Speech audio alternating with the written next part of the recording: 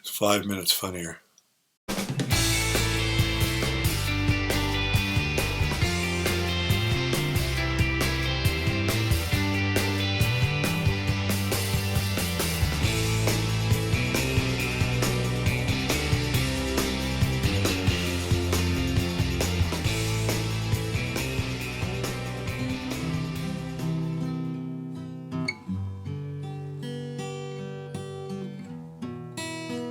Oh, hi, welcome to 5 Minutes Funnier, the comedy how-to. I'm your host, Jimmy England, and I bet right now you're going, oh great, he's going to talk about music and comedy, getting on stage with a guitar and making jokes and funny songs, and you couldn't be further from the truth. What I want to talk about today is how similar music is to stand-up comedy. Because understanding that will help you understand how to construct your jokes a little bit better. It doesn't matter what you're writing, be it stories, poetry, music, or jokes. There is a natural rhythm that's inside of them. This is the reason why if you've ever read Mark Twain or Charles Dickens or William Shakespeare and you had a hard time understanding it, part of the problem is that at their particular times in history, they wrote with a different sense of rhythm. That changes as time goes on. And comedy is a very unique form of rhythm. It's very close to poetry and music as a result. If you watch the TV show Seinfeld, you're going to notice it sounds a lot different than the other programs. Once you stop enjoying the jokes and all the other stuff and just listen to the way they talk, the rhythm of their words. Seinfeld was written and created by comedians, and you get their stand-up rhythms as a result.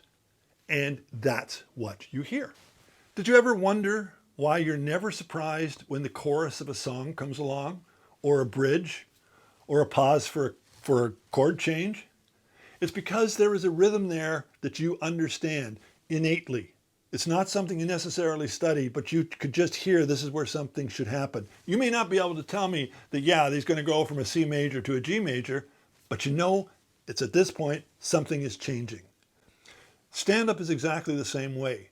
When you're doing it right, when you've got those rhythms in place and you do your jokes, it will cause the audience to follow along and fall into the rhythm that you are setting.